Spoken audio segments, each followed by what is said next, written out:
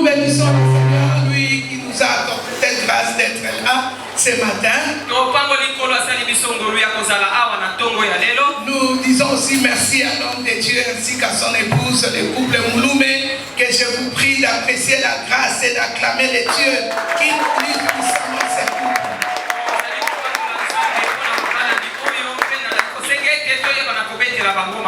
Alléluia.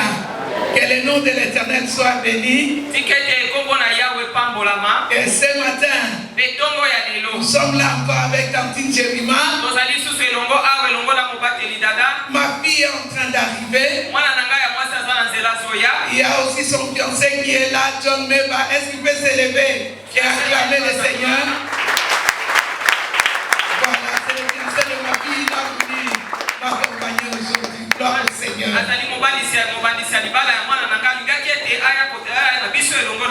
Rapidement, je nous invite à ouvrir nos Bibles dans Josué chapitre 11, verset 23.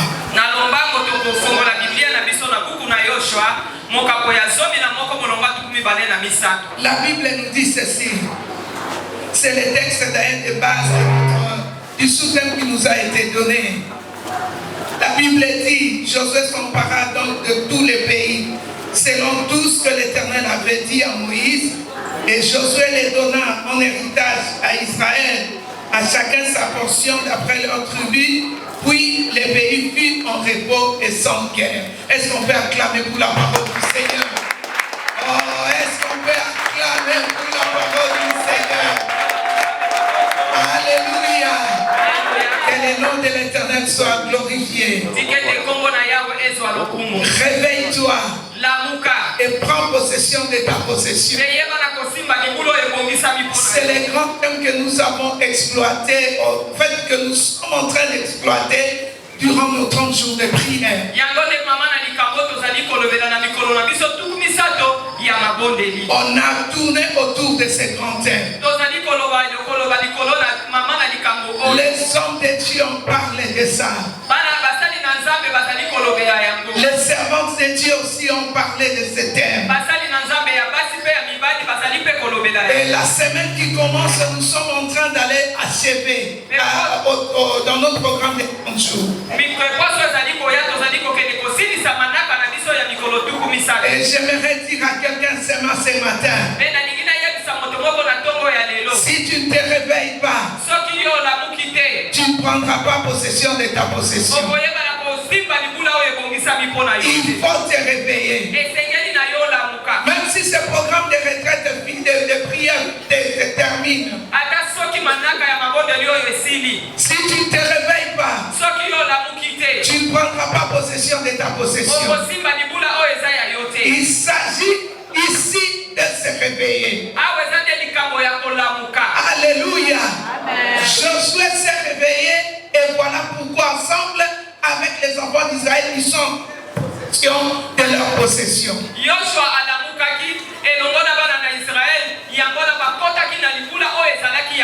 Déjà au verset 23 là nous venons de lire. La Bible dit Josué s'empara de tous les pays. Selon tout ce que l'Éternel avait dit à Moïse. C'est-à-dire Josué n'avait pas croisé les bras. Il s'est emparé du pays. Il n'est pas resté en train de dormir. Il s'est réveillé. Voilà pourquoi quand on parlait du pays, tu dois te réveiller. Tu dois prendre possession de ta possession. C'est très important. Et la Bible dit mieux vaut la fin d'une chose que son commencement. Tout thème qu'on a commencé à exploiter depuis le mercredi.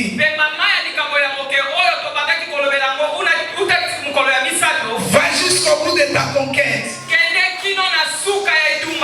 Ne te décourage pas. Alléluia.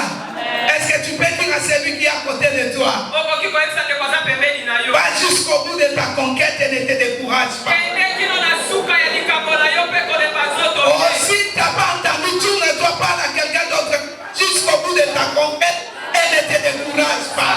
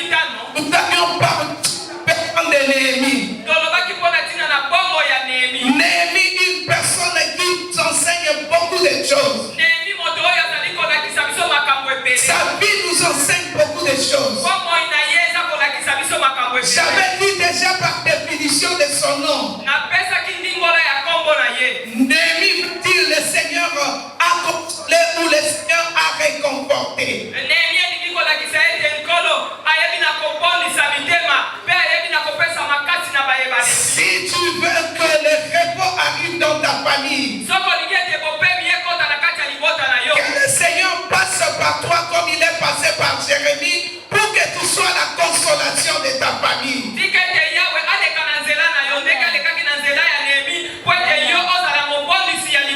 Que Dieu passe par toi pour la consolation de ta famille.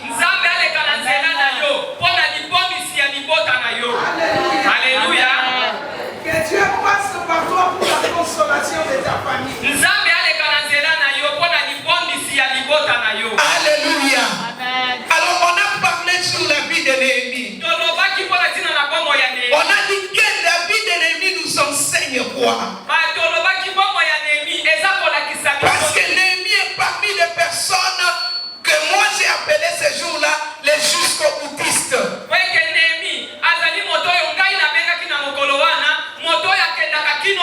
Des personnes qui ne s'arrêtent jamais au cours de route. Des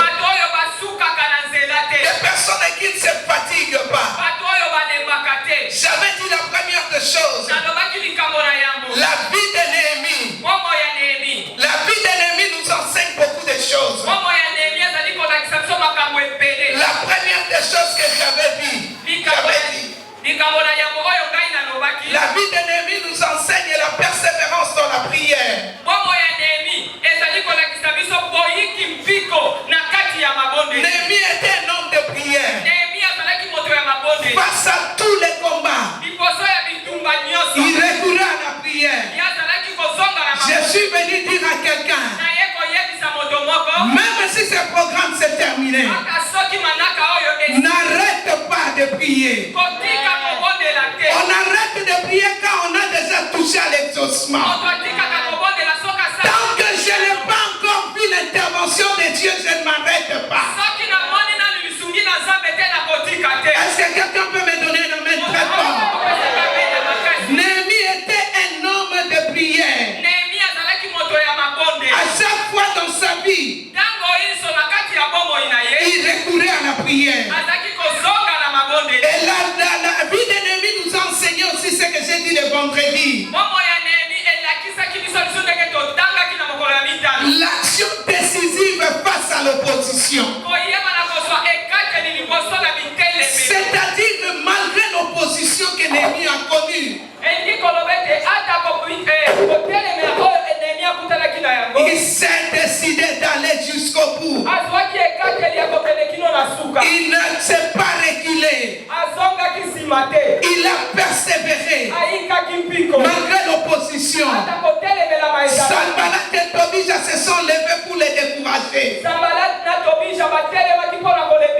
Mais Néhémie, face à cette opposition, il s'était décidé d'aller jusqu'au bout. J'ai dit à quelqu'un ce matin, peu importe l'opposition que tu rencontres, ne te fatigue pas, ne te décourage pas, va jusqu'au bout, peu importe l'opposition. Est-ce que quelqu'un m'a donné un amen? On a dit encore que la vie de Néhémie nous enseignait l'engagement envers Dieu.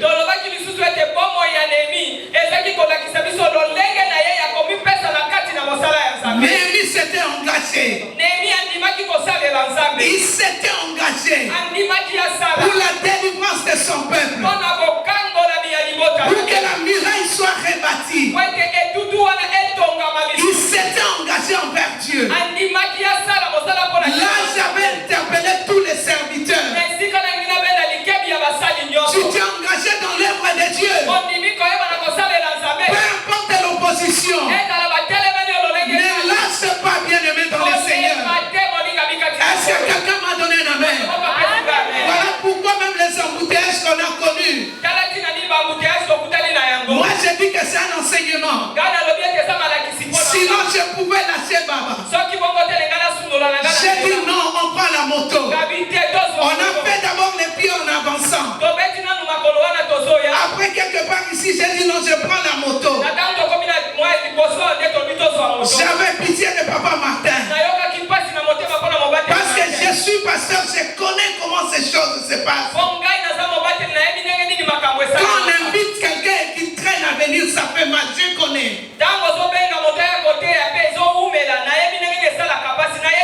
Si tu t'engages dans l'œuvre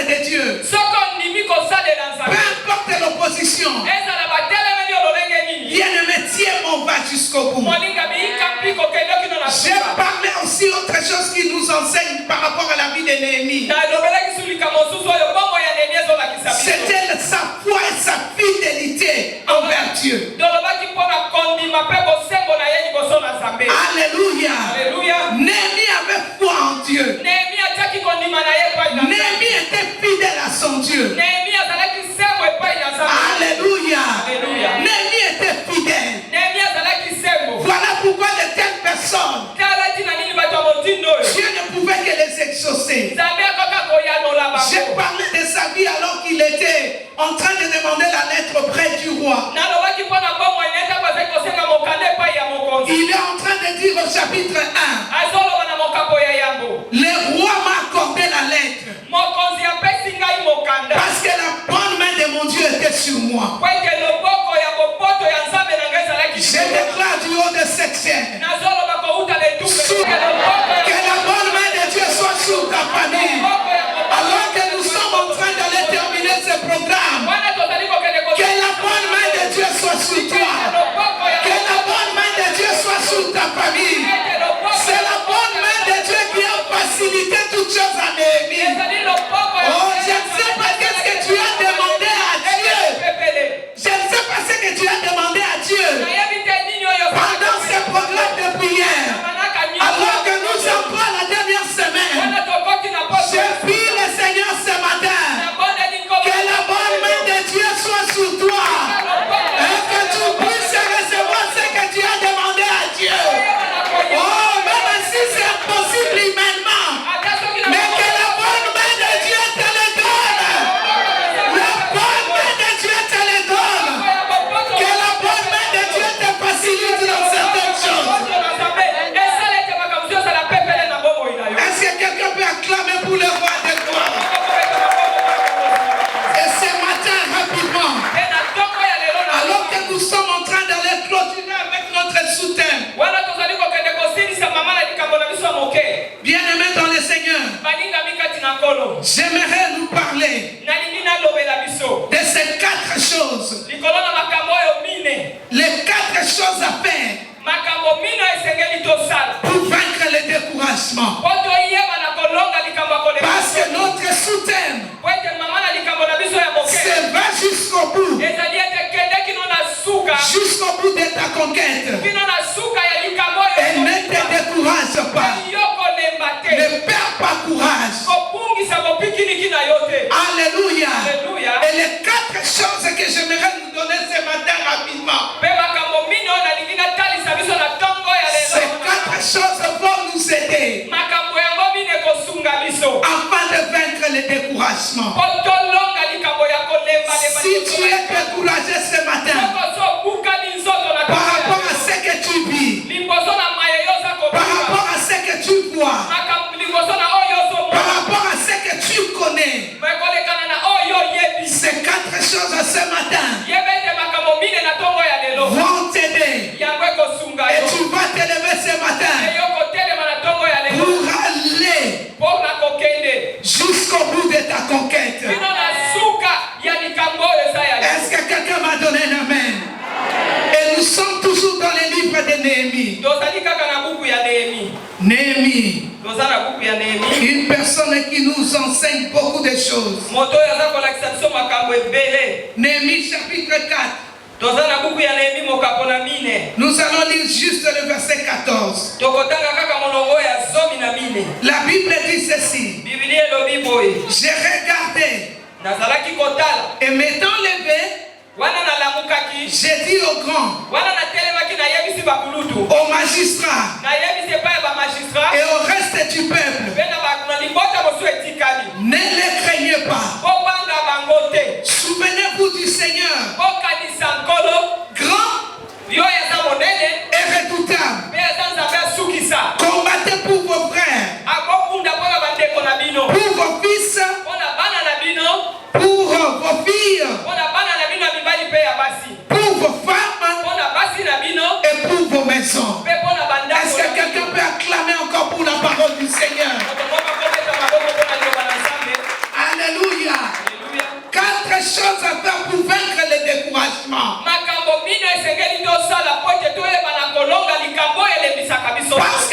tu te décourages, tu ne prendras pas possession de ta possession. Si tu te décourages, tu perdras certaines choses et les autres vont avancer. Si tu te décourages, tu vas passer à côté de ta bénédiction.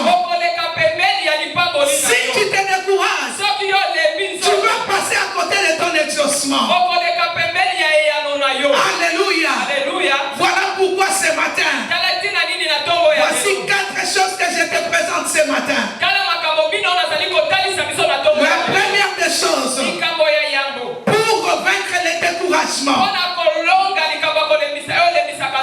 tu dois bannir la peur, bannir la crainte. Alléluia. Oh, je pensais que quelqu'un allait me donner la main. Bannir la crainte. Alléluia. Voilà pourquoi Néhémie est en train de dire au peuple de Dieu, ne les craignez pas. Alléluia. Ne les craignez pas. Ne crains pas tout ce que tu vois là. Ne crains pas tout ce que l'ennemi te montre. Alléluia. Ne les craignez pas. Même s'il vient t'étrangler la nuit, ne les craignez pas. Alléluia. Avance, bien-aimé. Va jusqu'au bout de ta conquête. Parce que si tu développes la crainte en toi, tu vas rater certaines choses. Et l'ennemi va se moquer de toi. La Bible même nous dit ceci. Le Seigneur est en train de dire, ce que je crains, la Bible dit, ça c'est Job qui dit, ce que je crains, c'est ce qui m'arrive. Si tu crains tes ennemis, ils vont arriver là où tu es. Quelqu'un ne m'a pas encore compris. Si tu crains tes ennemis, ils vont arriver là où tu es. Et j'étais en train de dire à quelqu'un un jour, quand la Bible dit ce que je crains, c'est ce qui m'arrive, j'ai toujours dit aux gens, crains Dieu, et il va arriver là où tu es. Est-ce que quelqu'un m'a donné la main? Crains Dieu, et il va arriver là où tu es. Si tu crains tes ennemis, ils vont aussi arriver là où tu es pour t'étrangler comme il faut. Mais si tu crains Dieu, il va arriver là où tu es et il va intervenir en ta faveur. Oh, est-ce que quelqu'un peut donner la main? Ce que je crains, c'est ce qui m'arrive. Voilà pourquoi je dis à une personne, bannis la crainte. Alléluia. Les jusqu'au-boutistes ne sont pas des craintifs. Et dans 1 Samuel chapitre 17, 1 Samuel chapitre 17 verset 32,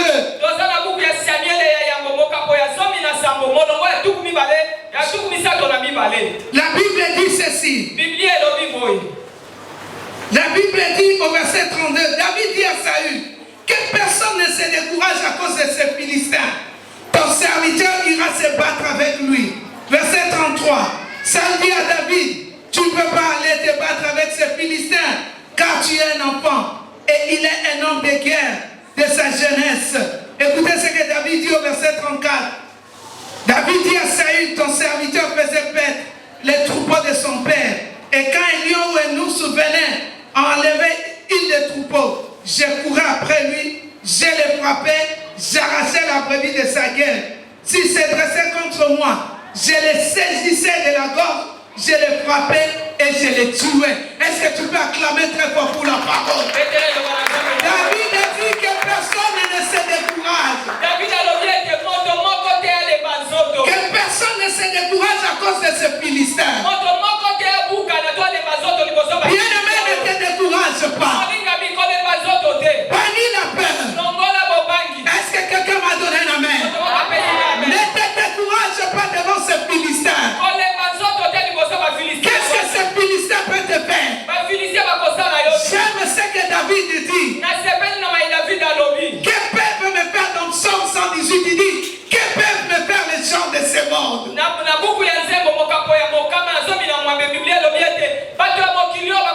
Pourquoi tu as peur des sorciers de ta famille? Pourquoi tu as peur des sorciers du quartier? Pourquoi tu as peur de cette maladie? Oh, bien-aimé dans le Seigneur, ne te décourage pas à cause de ces Philistins. Bannis la peur, bannis la crainte. Et c'est ce que David, en fait, Néhémie, est en train de dire au peuple de Dieu. Néhémie leur dit, ne les craignez pas.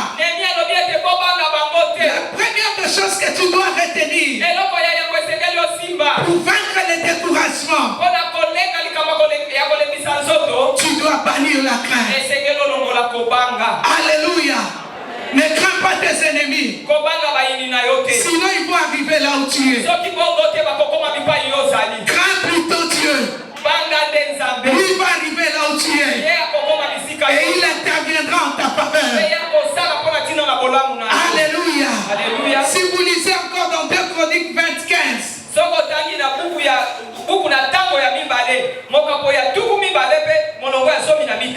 Vous lisez aussi au verset 17. La Bible est en train de nous montrer comment l'homme de Dieu est en train de motiver le peuple de Dieu.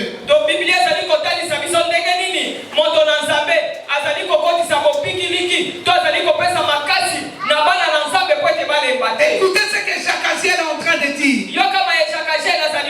Il dit soyez attentifs tous Juda et habitants de Jérusalem. Et toi roi Josaphat, ainsi vous parle l'Éternel. Ne craignez point et ne vous effrayez point devant cette multitude nombreuse, car ce ne sera pas vous qui combattrez, mais ce sera votre Dieu. Pourquoi tu as peur de tes ennemis? Bannis la crainte, bien-aimé. Ce n'est pas toi qui combattras tes ennemis. Ce n'est pas toi qui finiras cette situation. Mais c'est l'Éternel qui passera par toi. C'est l'Éternel qui le fera. Est-ce que quelqu'un m'a donné la main? C'est Dieu qui le fera. Ne vous effrayez pas devant toutes ces personnes. Car ça sera l'Éternel qui va combattre. Voilà pourquoi j'insiste. Crains Dieu. Il va arriver. Ce que je crains, c'est ce qui m'arrive. Oh, je préfère craindre mon Dieu que de craindre mes ennemis, que de craindre mes problèmes. Parce que si je crains Dieu, il va arriver là où je suis et il va combattre pour moi. Est-ce que quelqu'un m'a donné la main? La deuxième des choses rapidement, il faut se souvenir de Dieu et de ses promesses.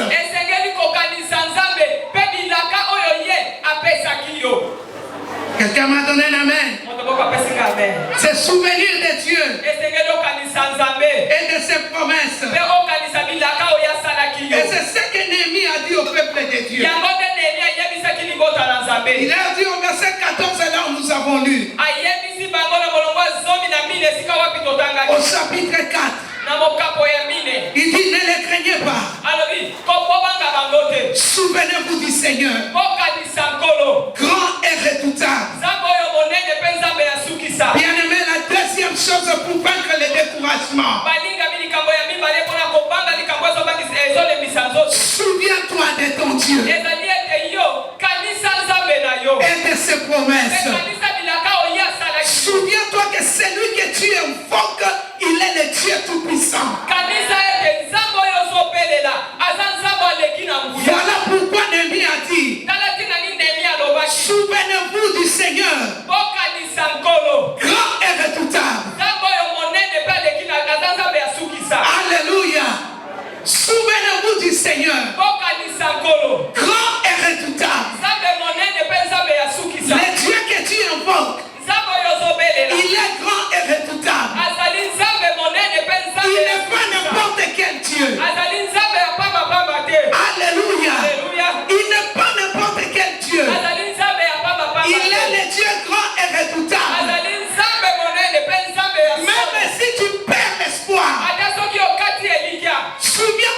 qu'il a fait dans la vie de quelqu'un qui est autour de toi.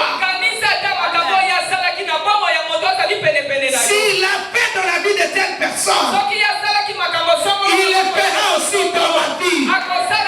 Voilà pourquoi je n'ai pas peur. Alléluia. J'aimerais dire à quelqu'un qui s'inquiète ce matin,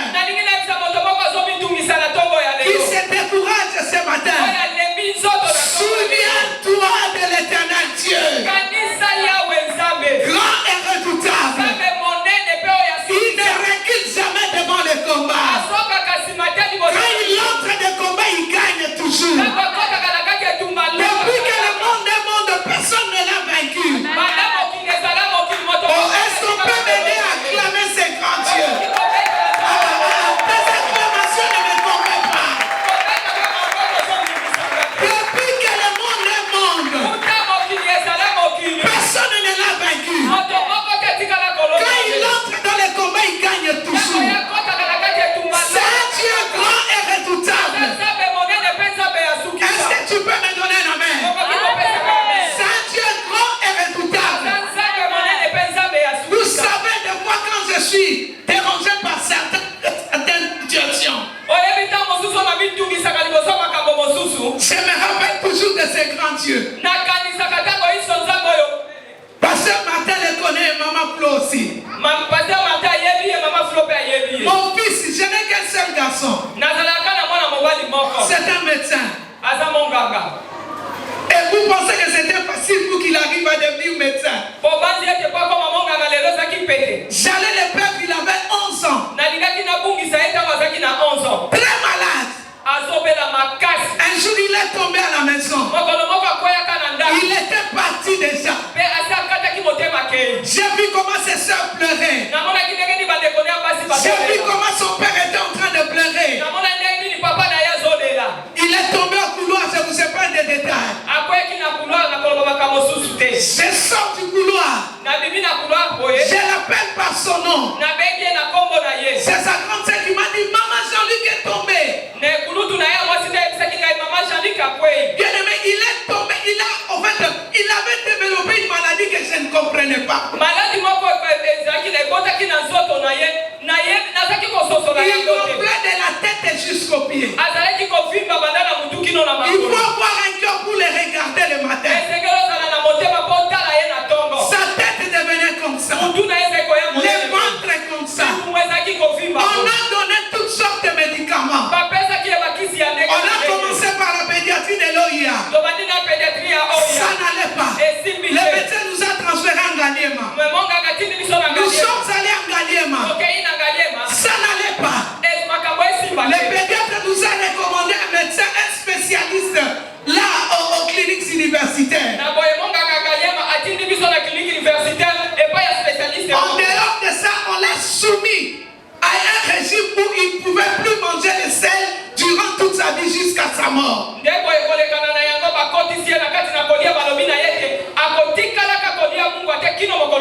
c'est comme ça que cet enfant vivait. Bien aimé, j'avais des larmes aux yeux. Mais ce qui est bien, papa Martin le sait. Je ne me suis jamais fatigué. Malgré la maladie de mon fils, j'allais toujours servir mon Dieu. Est-ce que quelqu'un m'a donné un amen? Bien aimé, quand il complète comme ça, quand vous lui donnez les médicaments, le lendemain, après 2 jours, il devenait plus squelette. Vous ne pouvez pas les regarder 2 fois. Et c'était comme ça que l'on vivait. Je me rappelle une fois, il avait des mots devant. Il avait vu jusque-là. Ses sœurs avaient 2 gants au lycée. Elle est restée avec 2 gants au lycée ce jour-là. Elle est restée avec sa sœur cadette, la magistrate. Là, elle était encore à l'école primaire. Je leur ai dit ceci. Mon heure est arrivée. Je dois aller servir mon Dieu. Restez à la maison. Parce que même si Dieu veut te prendre, même si je suis là, il te prendra chose. Je les ai laissés à deux à la maison. Je suis allé servir mon Dieu. Voilà pourquoi aujourd'hui ça m'énerve, papa. Quand je vois certaines personnes, il faut les supplier pour servir le Seigneur. Ça m'énerve. Nous, on a laissé des enfants à la maison pour aller servir le Seigneur. L'enfant gravement malade. C'était pas la fièvre. C'était pas la malaria. Mais une maladie compliquée. Un enfant sous régime. Mais je l'ai laissé à la maison pour aller servir mon Dieu. Écoutez bien aimé. Et ce jour-là, je vous épargne des détails. Il est tombé au couloir.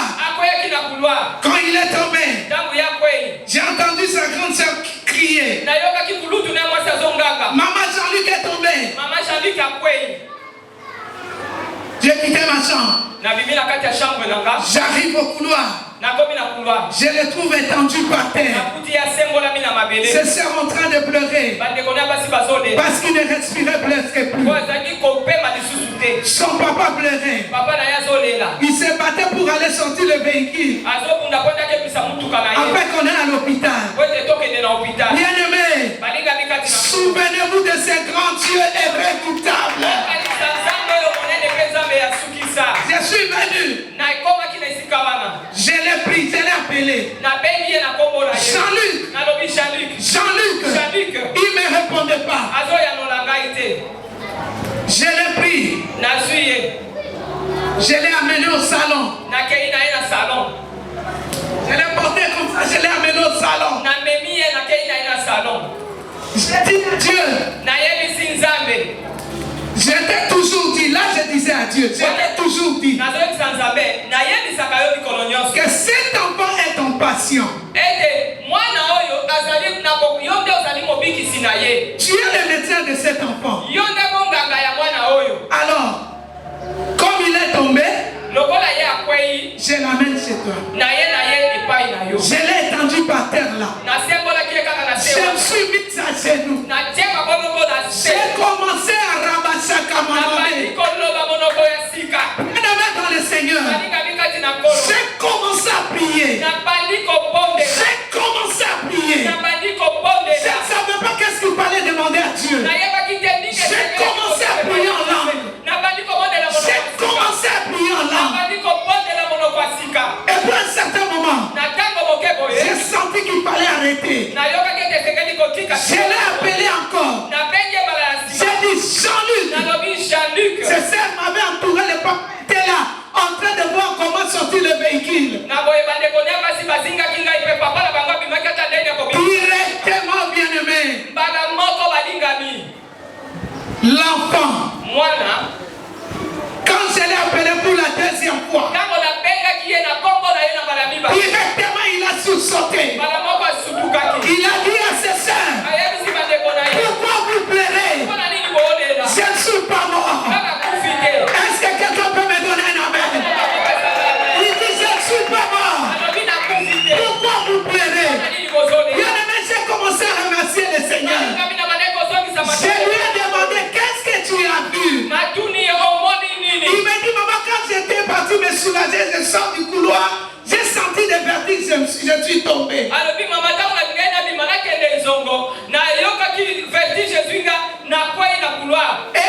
il me dit ceci.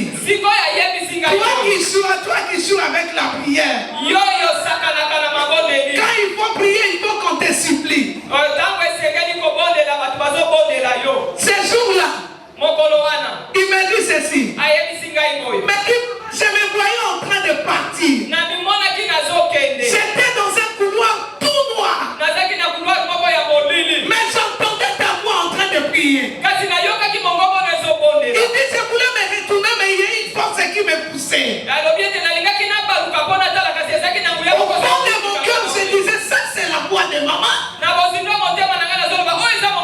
Ça c'est maman qui est en train de prier. Et elle a dit, plus si j'entendais ta voix. À la maison.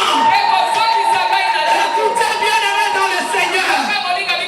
Depuis ce jour-là, quand j'explique un problème qui me complique, je me suis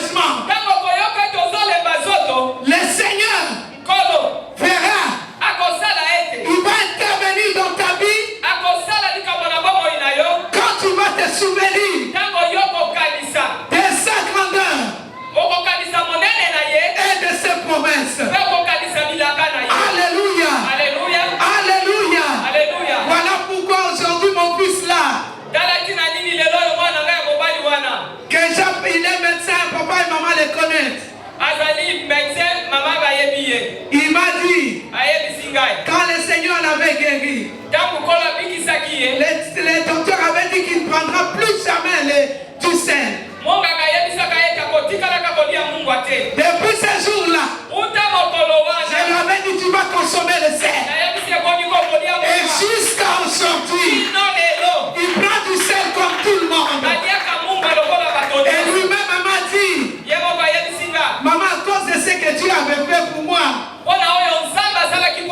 je deviendrai médecin. Je vais soigner les autres enfants. Voilà pourquoi Dieu lui a accordé la grâce. Aujourd'hui, il est médecin. Il dit, je vais soigner les autres. Et il sert le Seigneur. Souviens-toi de ce grand Dieu. Ce grand Dieu redoutable. Ça t'aidera à vaincre les découragements. Est-ce que quelqu'un peut acclamer très fort pour le Seigneur? Vous allez écrire 1 Samuel chapitre 17 verset 37. Là, David est en train de parler. Il se souvient de ce grand Dieu redoutable.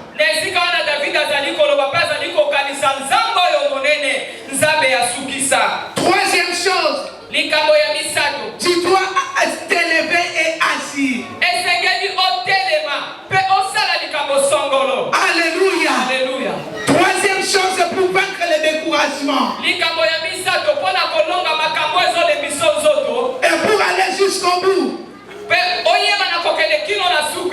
lève-toi et agis. Alléluia. Ne croise pas les bras. Ne croise pas les bras. Voilà pourquoi dans Josué chapitre 1 verset 10, la Bible dit ceci. Alors que Dieu a parlé à son serviteur Josué, il lui dit au verset 6, fortifie-toi et prends courage. Et il lui parle, il lui dit au verset 10, alors que le Seigneur lui a parlé, je m'excuse, alors que le Seigneur lui a parlé, la Bible dit ceci, Josué donna cet ordre aux officiers du peuple. C'est comme s'il leur dit, lèvez-vous et agissons. Ça va nous aider à vaincre les découragements. Ça va nous donner le courage de pouvoir avancer. Je dis à quelqu'un ce matin, lève-toi et agis. Ça va t'aider à vaincre les découragements. Ce que tu n'arrives pas à faire, lève-toi et agis. Ne croise pas les bras. Après que Josué, le Seigneur lui a dit, ne crains pas. La Bible dit au verset 6, au verset 10, Josué donna cet ordre aux officiers. C'est comme si, comme je l'ai dit, il leur disait, lève-nous et agissons. Quand tu te lèves et tu agis, ça va t'aider à vaincre les découragements. Est-ce que quelqu'un m'a donné la main? Ça va t'aider à vaincre les découragements. Lève-toi et agis. Ce que tu n'as jamais fait, fais-le. Ça va t'aider à aller jusqu'au bout. Tu ne venais pas la nuit de prière, viens. Tu ne faisais pas telle autre chose, fais-le. Ça va t'aider à vaincre les découragements. Alléluia. Oh, alléluia. Si je rentre témoin de mon fils, si j'avais croisé les bras, disant que mon enfant est malade,